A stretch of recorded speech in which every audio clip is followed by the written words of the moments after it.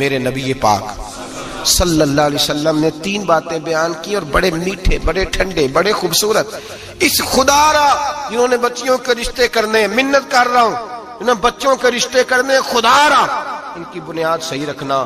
ہم تو ایک سائیڈ پہ ہو جائیں گے، بڑے لوگ تو بڑی جلدی کونوں میں گھس جائیں گے. ان کو آگ میں نہ جھونکنا. خدا را بیٹے کے ساتھ ظلم نہ کرنا، بیٹی کے ساتھ زیادتی نہ کرنا. ان کو ساری زندگی آپس میں جھگڑنے کے لیے تنہا نہ چھوڑ دینا. میرے نبی کریم صلی اللہ علیہ وسلم نے فرمایا 3 چیزیں دیکھ کے لوگ شادی کرتے ہیں. حضور کیا؟ اللہ کے حبیب نے فرمایا لوگ دولت دیکھ کے شادی کرتے ہیں. اپنی بیٹے اور بیٹے کی شادی دولت دیکھ کے نہ کرنا، دولت متکبر بنا دیتی ہے. لفظ حدیث میں فرمایا نہ خالی دولت نہ دیکھنا، خالی دولت دیکھ کے شادی نہ کرنا، یہ متکبر بنا دے گی.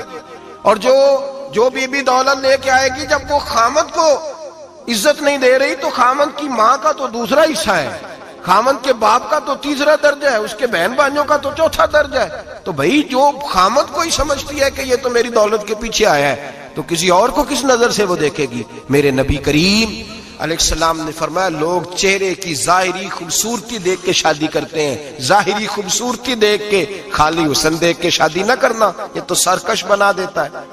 حضرت ابو بکر شبلی رحمۃ اللہ علیہ صوفی بزرگ تھے. ایک نوجوان آ گیا، کہنے لگا حضور میں آپ کی بیٹی پہ عاشق ہو گیا ہوں، اور میں ڈائریکٹ اس کی طرف نہیں گیا، میں نے اس کو کوئی وسوسہ دے کے اپنے ساتھ اس کو ایڈجسٹ کرنے کی کوشش نہیں کی، میں اخلاقیات کے دائرے میں رہ کے رشتہ لینے آیا ہوں. فرمایا تجھے میری بیٹی کی کون سی چیز اچھی لگی؟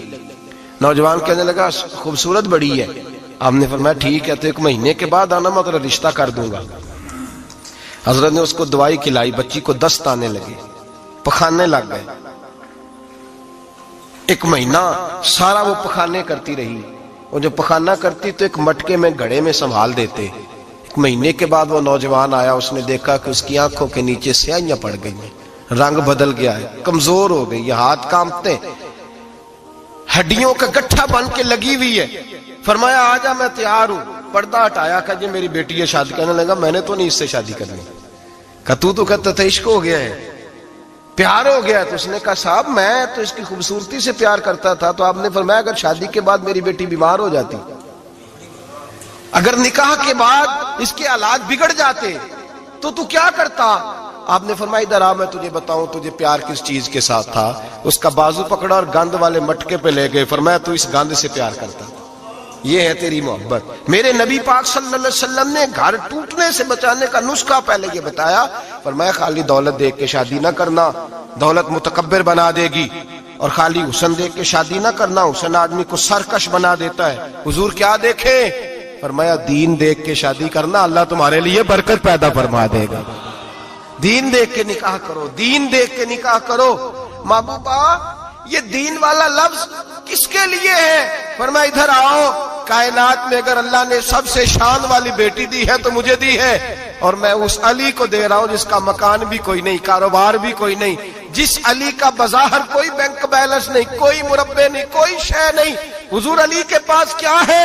فرمایا میرا علی عشاء کے بعد قرآن شروع کرتا ہے تو فجر سے پہلے ختم کر دیتا ہے. میرا علی صبح کی نماز کے وقت تلاوت شروع کرتا ہے تو ظہر سے پہلے قرآن مجید پڑھ دیتا ہے. فرمایا رزق کھاتا ہے، تھوڑا کھاتا ہے پر حلال کا کھاتا ہے. فرمایا پاکیزہ روٹی کھاتا ہے، اور جب میدان میں نکلتا ہے تو برادری کے لیے نہیں نکلتا. جب تلوار لے کے نکلتا ہے تو یہ مکے کے لیے نہیں لڑتا، یہ تلوار لے کے نکلتا ہے تو قومیت کے لیے نہیں لڑتا. محبوب کس لیے لڑتا ہے؟ فرمایا یا خدا کے لیے لڑتا ہے یا محمد مصطفیٰ کے لیے لڑتا ہے. اس کی تلواریں پاکیزہ، نظریات پاکیزہ. دیکھو میں بیٹی کا نکاح کہاں کر رہا ہوں. میرے بھائی تو نے رشتے کی بنیاد ٹھیک نہیں رکھی تو یہ ٹوٹ گیا. لیکن ہاں آپ کہتے ہیں مصری صاحب آپ نے نیچے جو ہے نا وہ بنیاد، اس کی بیس جو تھی، نیند جو تھی وہ صحیح نہیں تھی تو دیوار گر گئی. جب بنیادی حسن تھا تو مان پڑ گیا، ختم ہو گیا معاملہ. جب بنیادی دولت تھی تو کب تک لالچ پورا ہوگا، کب تک آپ دیں گے؟ دین اللہ کرے ایسے لوگ بھی ملے جو کہے پہلے پوچھ لینا بچہ نمازی ہے کہ نہیں. اللہ کرے کہ رشتے ڈھونڈتے وقت یہ کوئی پوچھنے لگ جائے. اللہ کرے کہ کوئی پوچھنے لگ جائے کہ بچی پردہ دار ہے کہ نہیں. اللہ کرے کوئی پوچھنے لگ ہی جائے کہ بچہ قرآن شریف کے ساتھ دلچسپی رکھتا ہے کہ نہیں. اسے حضور کی نعتیں اچھی لگتی ہیں کہ نہیں. وہ نبی پاک کے نام کا نعرہ لگانا جانتا ہے کہ نہیں. کبھی اس کی آنکھوں میں مصطفیٰ کے لیے کوئی آنسو آیا ہے کہ نہیں. کبھی وہ تڑپا ہے کہ نہیں, کبھی وہ رویا ہے کہ نہیں, کبھی اسے محبوب پاک علیہ السلام کی غلامی پہ ناز ہوا ہے کہ نہیں, کبھی ایسا ہوا ہے کہ وہ سر پہ پگڑی باندھ کے, چہرے پہ داڑھی سجا کے, سفید رنگ کا جوڑا پہن کے شیشے کے آگے کھڑے ہو کے کہتا ہو آج میں بڑا حسین لگ رہا ہوں اس لیے کہ میں اپنے محمد عربی کے لباس پہ لپٹا ہوا ہوں, اپنے رسول کا میں نے انداز اپنایا ہے. اللہ کرے ایسے بھی ہونے لگے. یہاں تک ہوتا ہے اماں کہتی ہے بیٹے پیر صاحب سے کہنا تھوڑا موقع دیں, تیری شادی کر لیں اس کے بعد ٹھیک ہے پھر داڑھی شاڑی. تو میں کہا کرتا ہوں بیوی لانی کاہے کو ہے جسے داڑھی پسند نہیں, لانی کاہے کو ہے جس کو داڑھی پسند نہیں. قرآن مجید فرقان حمید نے میاں بیوی کا جو رشتہ بیان کیا ہے نا, اس رشتے کو آپ سمجھیں جو قرآن پاک نے میاں بیوی کا رشتہ بیان کیا. کہن لباس لکم وانتم لباس لہن, فرمایا بیویاں تمہارا لباس ہیں اور تم ان کا لباس ہو. وہ تمہارا لباس ہے اور تم, اللہ اکبر, کیسا خوبصورت لفظ قرآن پاک نے, ہن لباس لکم وانتم لباس لہن, فرمایا وہ تمہارا لباس ہے اور تم, سمجھ آ رہی ہے نا جی بات کی, وہ تمہارا لباس ہے اور تم ان کا لباس ہو.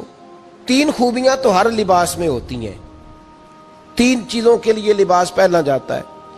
تین چیزیں, تین قسم کی آسائشیں لباس میں پائی جاتی ہیں, اس پر تو تمام مفسرین کا اتفاق ہے. سب سے پہلی چیز لباس جو ہوتا ہے وہ بندے کو گرمی اور سردی سے بچاتا ہے.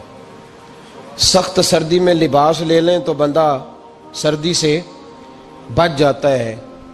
اس کا مطلب یہ ہوا کہ میاں بیوی ایک دوسرے کا لباس ہیں. اگر بیوی کی طرف کوئی تکلیف آتی ہے تو میاں اس کو بچاتا ہے, اور اگر میاں کی طرف کوئی تکلیف آتی ہے تو عورت اس کو بچاتی ہے. میاں بیوی ایک دوسرے کا لباس ہے. لباس کیا کرتا ہے؟ لباس آدمی کے عیب چھپاتا ہے. اس کے وجود پر کتنے دھبے ہیں, کتنے نشان ہیں, وہ سارے چھپا لیتا ہے لباس. میاں بیوی ایک دوسرے کے عیب چھپانے والے ہوتے ہیں, عیب بتانے والے, رونا رونے والے نہیں ہوتے کہ بی بی جب بھی میکے گئی اس نے جا کے رونا شروع کر دیا, اتنی میں تانگو دوسرا ہے ہی کوئی نہیں. اور خاوند صاحب جب بھی ملے انہوں نے ایک ہی راگ الاپنا شروع کر دیا کہ میری کیا بات تھی, مجھے مل کیا گیا ہے, میں کیا تھا, میرے ساتھ ہوا کیا ہے. تو لباس ہیں, ایک دوسرے کا عیب چھپائیں گے. بولیے ایک دوسرے کا عیب چھپائیں گے, ایک دوسرے کی غلطیوں کی پردہ پوشی کریں گے. اور تیسرا لباس کا کیا مقصد ہوتا ہے؟ لباس شخصیت کا آئینہ دار ہوتا ہے. لباس آدمی کی اچھی اور خوبصورت طبیعت کا حصہ ہوتا ہے. جو لباس ہوتا ہے وہ انسان کو زینت بخشتا ہے, خوبصورت کر دیتا ہے. داڑھی والا آدمی ننگے سر پھرے تو خوبصورت نہیں لگتا, ٹوپی پہن لے تو بڑا پیارا لگتا ہے, ٹوپی پہنے تو بڑا, اور اگر امامہ باندھ لے تو نور نالا نور ہونا شروع ہو جاتا ہے.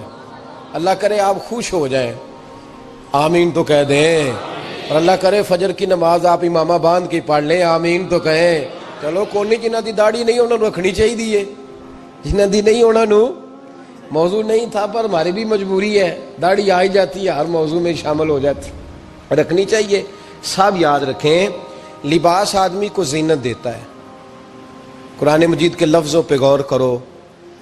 اگر تو شادی کے بعد بیوی کے آنے کی وجہ سے خامد کو سکون نہیں ملا تو اس کا مطلب ہے اس نے گھر کو زینت نہیں دی. اور اگر شادی کے بعد اس بچی